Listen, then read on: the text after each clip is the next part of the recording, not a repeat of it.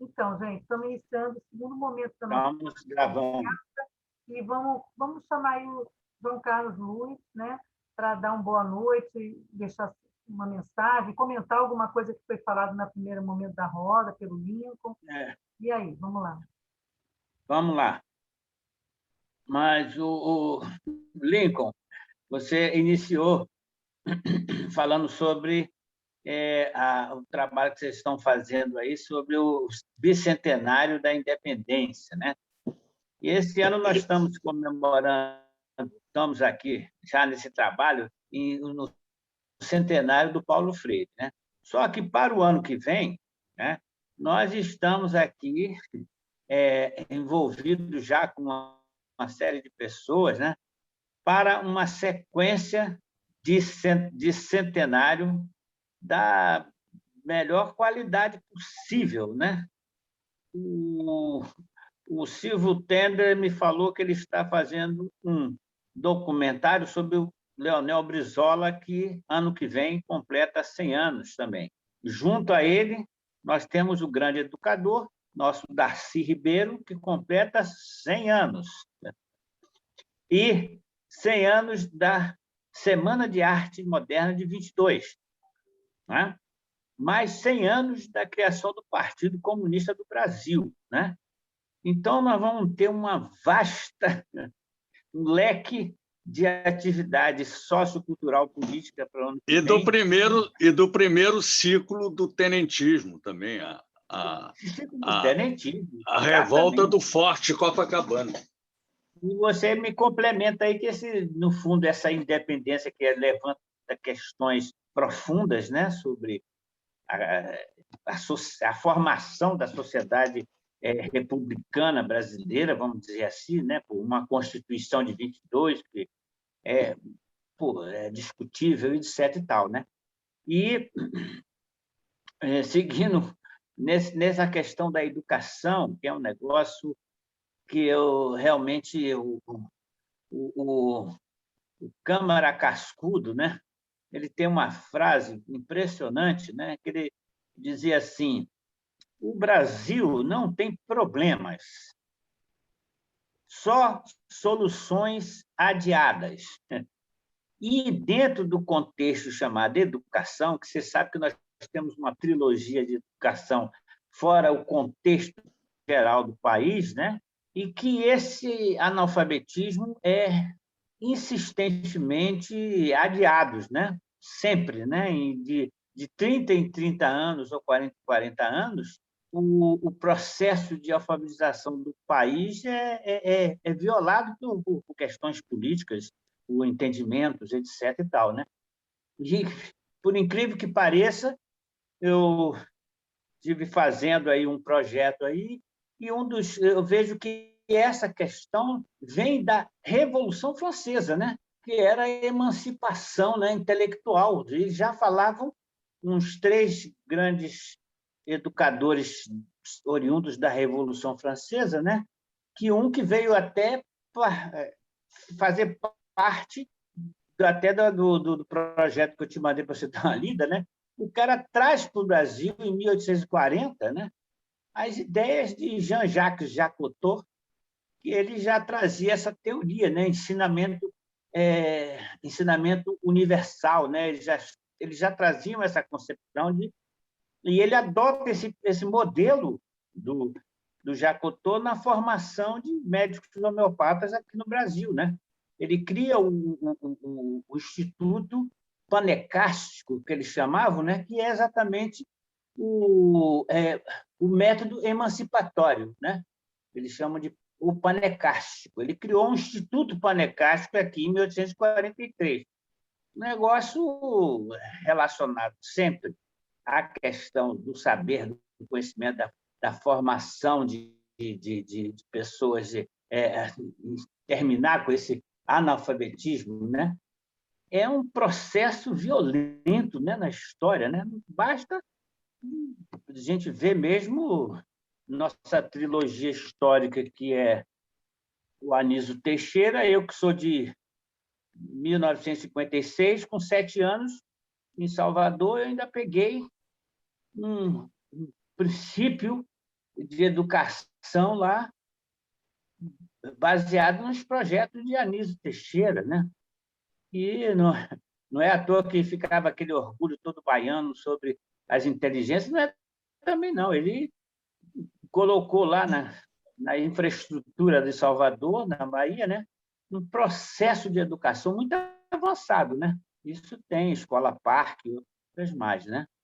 Então, o Nordeste em geral sempre sofreu com essa concepção, né, de analfabetismo e relacionada a poder político, Olha só, né? eu estou um pouquinho preocupada com o tempo. Então, assim, vamos pegar carona Tá ótimo.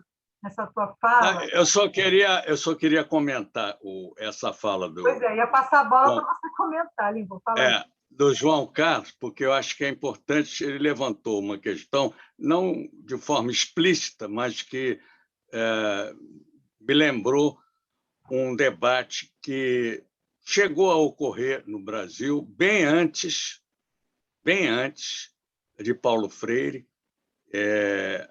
e anterior até mesmo aos educadores que lançaram, em 1932, o Manifesto dos Pioneiros da Educação, que, já que está se falando em efeméride, também vai, no ano que vem, completar 90 anos, que é um manifesto importantíssimo, porque, por exemplo... A câmera está fechada.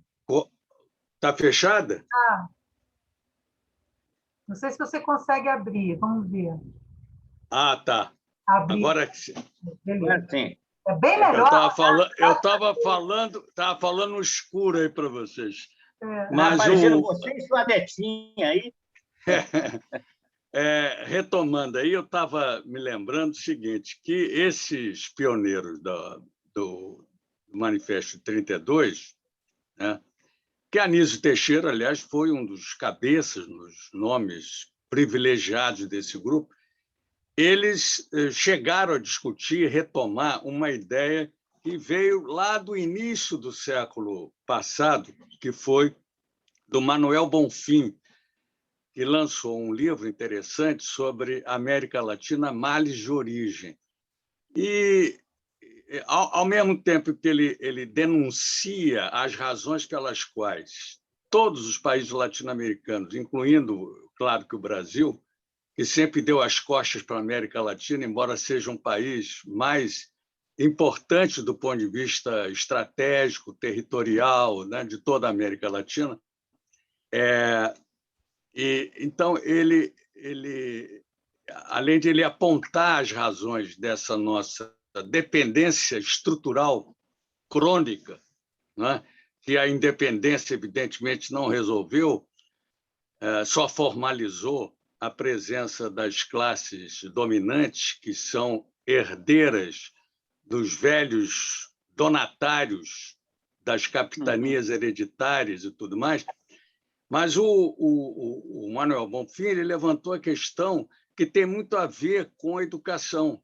Ele achava que a educação era tão importante, o processo de educação do país, que deveria ser uma tarefa federal. E, para isso, a única possibilidade é se nós tivéssemos uma república unitária, não seguindo o modelo americano da República Federalista, mas o modelo francês. O modelo francês, que é a República Unitária. O único experimento que nós tivemos foi ambíguo, porque foi na época do Estado Novo, que acabou com as bandeiras, né, federadas e criou um Estado, mas só que, apesar de ter aspectos positivos do ponto de vista do arranco, do incremento da industrialização, do papel do Estado como condutor do processo político, social, econômico, etc., foi também uma ditadura que reprimiu as forças populares, né? E nesse sentido, é sempre uma questão muito ambígua essa análise do papel do Estado Novo. Mas eu acho que eu nunca cheguei a falar pessoalmente com Paulo Freire sobre o que ele pensava sobre isso. Eu tive muita curiosidade, mas fiquei temendo que ele não aprovasse muito essa ideia do Estado unitário, porque a experiência dele foi tão bem sucedida, né, em pequenas comunidades, né, como em Apipucos e tudo, em Mossoró e tudo, que eu imaginei que ele não fosse muito simpático a essa ideia. Mas eu acho que está aí na ordem do dia, a gente tem que pensar essas coisas, né, estrategicamente. Ô, Lincoln, você está falando aí dessas cidades, né? No momento que você teve mais próximo de Freire, o que mais chamou atenção, assim, no que você conseguiu participar, no que você vivenciou? O que ficou forte para você? Porque a ideia da nova primavera, dessa jornada maravilhosa, né, que a gente está vivenciando, é a gente extrair exatamente a essência, né, dessa visão do Paulo Freire, para que a gente possa trazer para as nossas realidades profissionais, de vida, sociais, familiares, né? E assim, você falando no primeiro bloco, eu como educadora, né, fico com o sonho de que a gente pudesse montar milhões sei lá, de grupos e no interior do Brasil de novo e tudo, e que a gente pudesse nos formar como alfabetizadoras, né, do método Paulo Freire. Eu gostaria de alfabetizar. Eu não sou alfabetizadora, eu sou professora de EJA, trabalho em educação de jovens e adultos há 20 anos, inclusive no ensino fundamental também, no município do estado. Tem alfabetização no município, assim, não, né, de jovens e adultos, né, mas muito longe, né, assim, tem um cheirinho de Paulo Freire, mas não se mergulha, o Brasil não se mergulha em Paulo Freire, pelo menos nos meus 20 anos lecionando com EJA, né, na educação pública no Rio de Janeiro. Eu não tive o prazer, quer dizer, a não ser assim, de professores aguerridos, grupos aguerridos, às vezes alguns projetos que chegam em algumas determinadas escolas ou programas de alguns governos, né? Chega alguma poeira de Paulo Freire até a ponta da escola, até a ponta desse cidadão, né? Mas eu fico assim sonhando que a gente pudesse desenvolver de fato, até mesmo por essa jornada Nova Primavera. Eu vou botar isso lá no seminário em setembro. A gente tem que sair alfabetizando. Tem muito ainda pessoas precisando virar. Paulo Freire não chamava de analfabeto, ele tinha um outro termo, aprendiz, né? Ele fala exatamente. Eu acho muito mais interessante esse termo. Até porque aprendiz somos todos nós, permanentemente, como ele dizia. Exatamente. É uma troca. Fala é uma troca.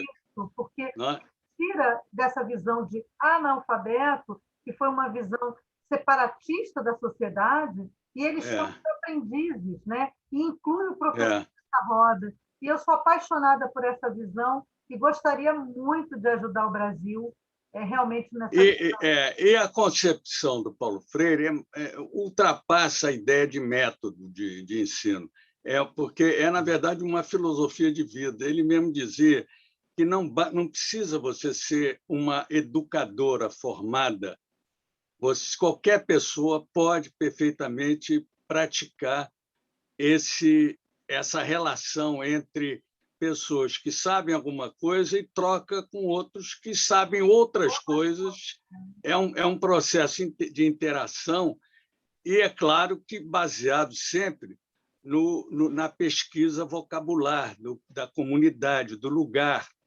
Daí a importância de fazer primeiro um levantamento dos vocábulos mais usuais por parte daquele que vai participar desse encontro entre saberes diferentes. O saber formal, que, para todos os efeitos, a linguagem é um saber formal, quer dizer, tem suas regras, suas normas, e do saber popular, do saber do cotidiano, da vida das pessoas, seja no seu bairro, na sua comunidade, seja no seu local de trabalho, não é?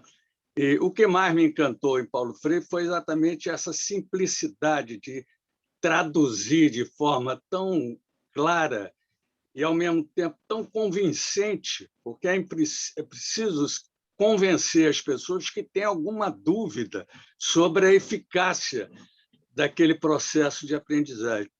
E ele não deixava dúvida alguma, porque ele tinha absoluta convicção de que os resultados iam aparecendo, e, na medida que iam aparecendo, isso se multiplicava de uma forma fantástica. É uma pena que a gente tenha sido derrotado em 64, e foi uma derrota dura, porque a gente não se preparou convenientemente para resistir a essas forças que hoje retornam de uma maneira mais furiosa ainda do que naquela época.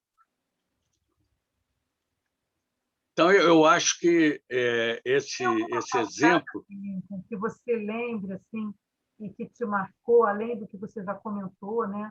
Tem alguma passagem que ficou para você forte? Porque quando a gente participa de processos assim tão, né, tão diferentes, tão desafiadores, né? Tem coisas que, como diz o Valdenito, que emocionam, né? Olha, infelizmente, o meu contato com ele foi muito, digamos assim, frágil, na medida em que ele estava muito empenhado na coordenação, juntamente com o ministro Paulo de Tarso, da implantação dos núcleos em todo o território nacional. Então, as visitas que ele fazia aos nossos grupos, ao PNA, que era o Programa Nacional de Alfabetização aqui no Rio de Janeiro, foram muito assim rápidas, né? Quer dizer, o contato ficou muito rarefeito. Nós sabíamos porque ele mandava sempre mensagens e tinha, naturalmente, os intermediários que faziam essa ligação com a coordenação geral do programa, né? Além do que, quando ele foi implantado formalmente em setembro, ele só começa a funcionar no finalzinho de 63, portanto, você tem janeiro, fevereiro e março. Né? Foi muito pouco tempo, mesmo assim com resultados que foram até surpreendentes. Né? Eu nunca me esqueço quando a gente convocou o recrutamento de mobilizadores no Maracanã, era um domingo, né? Ninguém ia ganhar nada, era um voluntariado. E o Maracanã, por incrível que pareça, o velho Maracanã, não esse Maracanã mais modernizado e reduzido, ele ficou apinhado de jovens, né? A grande maioria universitários, mas também secundaristas, que que acorreram ao concurso, que era um concurso, não era uma prova seletiva para se saber digamos assim, a cultura geral do eventual participante do programa, que tinha que ter um mínimo de consciência do trabalho que ele ia desenvolver. E isso nos encantou inteiramente, porque, hoje em dia, as pessoas só vão a um tipo de convocação dessa natureza por dinheiro, por um salário, por uma gratificação, por uma bolsa. Né? Agora, deixar a praia no Rio para, num domingo, ir fazer uma prova de seleção para ser um futuro mobilizador, isso só aconteceu naquela época. Eu não tive mais nenhuma outra experiência nesse sentido. Lincoln, qual a faixa etária do pessoal que ia, assim, a faixa etária da galera? Eram, como eu estava dizendo, eram universitários, alguns secundaristas, então era gente que ia de 18, 19 anos até 23, 24 anos.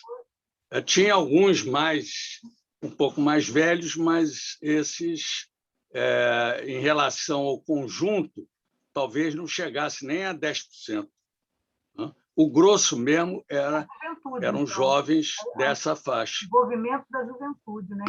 Exatamente. Rosana, fale, você estava... Eu quero comentar aí, né, pegando esse gancho do que você falou sobre por que as escolas públicas não utilizam o método Paulo Freire, né? Eu sou professora alfabetizadora porque minha primeira formação foi como atriz, eu fui dar aula de teatro para crianças e vi que eu entendia muito de teatro, nada de criança, gostei do universo e fui fazer, na época, eu fui da segunda turma do curso normal superior, que foi a época que se instituiu a obrigatoriedade de curso superior para todos os professores, e eu queria sala de aula, eu não queria fazer pedagogia para entender de teoria, eu queria entender de criança. E fui dessa segunda turma lá do Instituto de Educação, que hoje em dia nem existe mais o curso normal superior, mesmo no Instituto virou pedagogia e é o UERJ quem comanda ali agora.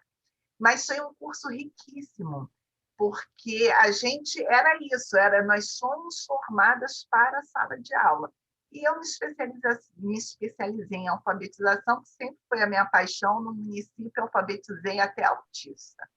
E, assim, eu acho que, pelo menos, a realidade do Rio de Janeiro, das escolas municipais, né? Primeiro que o Paulo Freire mesmo já dizia que era muito difícil seguir a metodologia dele, vou usar esse nome na falta de outro melhor, porque o professor tinha que estar muito inserido dentro daquela comunidade, ele tinha que conhecer, então, muitas vezes, o professor tinha que morar lá na comunidade onde ele ia trabalhar. Aqui no Rio, assim, a gente tem uma facilidade, depois de alguns anos para cá, que você já faz o concurso para trabalhar perto da sua casa. Então, assim, mal ou bem, você meio que já conhece aquela realidade, né? E, assim, hoje em dia a gente trabalha com crianças de comunidade, é basicamente o público das escolas municipais do Rio de Janeiro. Só que eu acho que aí a gente esbarra, porque é isso, eu usei muito Paulo Freire nas minhas aulas de alfabetização e posso dizer que é eficaz, que é aquela coisa, assim, com criança. A gente começava trabalhando o nome, né? Porque aí é uma coisa que a criança quer aprender a escrever o nome dela e ver o nome do colega. Então, aí ela começa a fazer as conexões, né, dos sons, né, que o nome dela começa com a mesma letra do nome da outra coleguinha.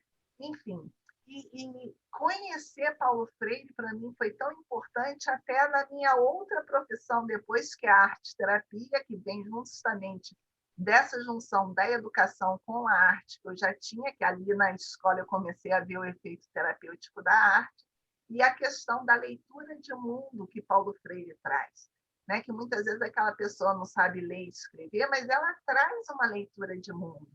E na arte-terapia, assim, saber essa coisa da leitura de mundo me facilitou para lá também.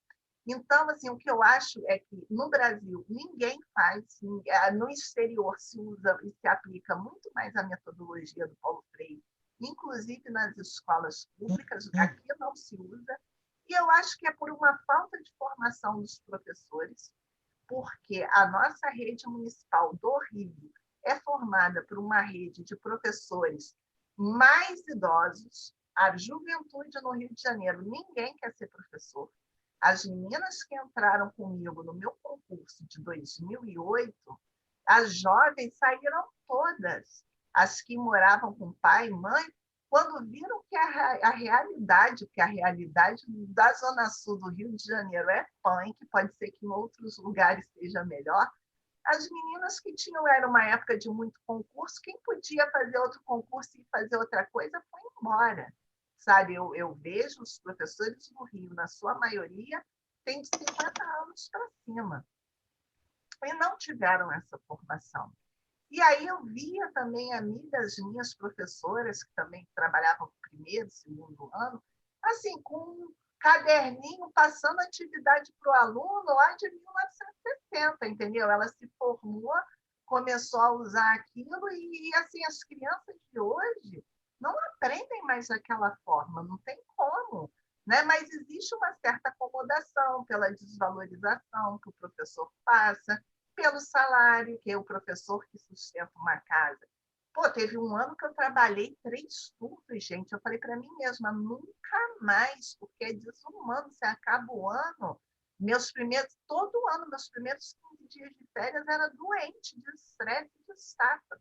Então, assim, é um contexto muito complexo, não só da parte do professor, como da parte do aluno, que essa coisa de que me irrita profundamente, de falar que a culpa da falta de aprendizado na escola pública do professor. Mentira! A escola pública ainda é o único elo que essa população tem com algum órgão do governo.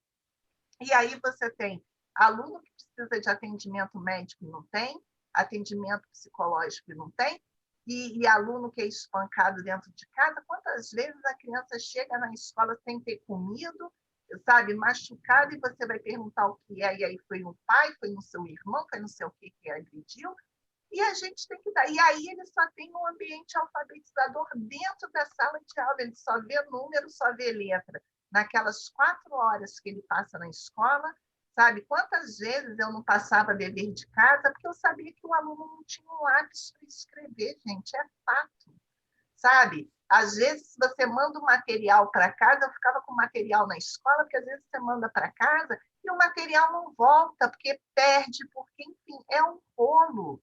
E aí vai botar a culpa no professor, coitado, que paga a xerox no bolso dele, aluga a máquina de xerox para a escola, porque senão não tem, compra caneta, compra papel, compra até papel higiênico, se bobear. Sabe, a nossa realidade, a educação, como dizia lá, acho que era o nosso querido Darcy Ribeiro, que é uma perda lamentável para todos nós, né? Isso é um projeto de educação. Essa falta de educação no Brasil é um projeto, é isso mesmo, é isso que eles querem, né? Então, assim, é isso que eu queria dizer, sabe? Que é muito difícil, é muito complexo, a gente tem que lutar muito para poder conseguir uma educação de qualidade nesse país, sabe? E eu quero agradecer a iniciativa da Gabriela de estar produzindo aqui essas rodas de conversa tão interessantes. Olha só. Lincoln, quer comentar? Fala da... Olha só, eu ia esquecendo de dizer uma coisa importante. Eu presido um movimento que foi criado pelo Barbosa Lima Sobrinho e pelo Oswaldo Lima Filho, ambos pernambucanos de origem, né? Naturalmente já não estão mais entre nós, e que foi fundado em 1989, tanto na primeira eleição direta, né, para presidente, foi logo após aquela famosa transição do regime militar para a retomada da representação civil, né, na gestão pública. E esse movimento chama-se Movimento em Defesa da Economia Nacional, porque, na época, a ideia era estampar a bandeira da soberania nacional, mas, por precaução, o doutor Barbosa Lima resolveu colocar a economia nacional, porque ele tinha uma grande vinculação com os temas econômicos que giravam à época, né? E nós fazemos, desde a época dele, portanto, há 32 anos, nós fazemos reuniões semanais lá na ABI, Associação Brasileira de Imprensa, no 7º andar. Claro que em função da pandemia, esses encontros foram suspensos, mas a gente está na expectativa de, melhorando o quadro aí da imunização, né? As pessoas tomando já a sua primeira e segunda dose de vacina, a gente possa retomar essas atividades. E eu, desde já, convido vocês para também participar dessa entidade, que é uma entidade que tem articulações com várias outras, como o Grupo Tortura Nunca Mais, como a Casa da América Latina, como a Associação José Martí, que defende de forma intransigente o valoroso povo cubano. Enfim, nós articulamos esses contatos todos e vocês seriam muito bem recebidos lá, tão logo a gente retome essa programação. Olha aí, Lincoln, de repente a Freire faz uma parceria ali, faz uma ação, faz um encontro bacana, né? Não, é lógico que a gente tem discutido vários temas, mas sempre gravitando em torno da questão da educação como um instrumento de transformação, né? claro que a educação sozinha não muda o mundo, mas sem a educação também o mundo não vai ser transformado e mudado. Gente, olha só.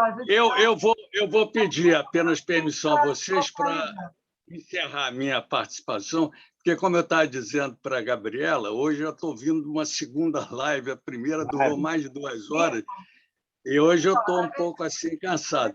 Mas foi muito gratificante esse encontro aqui com vocês. Espero retornar em outras oportunidades, tão logo eu seja convidado, ou não sendo convidado, participar de qualquer maneira como participante. Maravilha, Lincoln. Muito obrigada por você ter aceito o convite. Nossa, a fala aqui nos aproximou e muito, né, de Paulo Freire, com certeza, de todo mundo que participou. E eu queria terminar com uma frase do Freire, que eu estou pegando aqui, muito interessante, que ele coloca assim: filosofia da tecnologia, filosofia do conhecimento. Devemos seriamente questionar como pensamos e como conhecemos, né? Então, muito bom. Freire sempre colocando a gente em novos desafios, né? Gente, foi muito bacana mesmo, muito legal. Muito obrigado. Eu que agradeço. Eu que agradeço. Valeu. Grande abraço, João Carlos. Fechando a live aqui mesmo, encontro, e vai ser transmitido amanhã no canal YouTube ótimo. da Freire. Às 20h30 eu lanço como se fosse um programa pré-gravado, né? Perfeito. Tá bom, gente? Valeu. Eu vou divulgar aí na minha rede. Todos assistir, tá bom? E assim termina mais uma conversa do Educa Freire, gente. Obrigado. Beijo a todos. Obrigado. Valeu, Lincoln. Não, obrigado, João Carlos. Centenário de Freire. Viva Paulo Freire. Viva! Sempre presente. Viva! Boa noite. Educação. Já! Tchau. Tchau.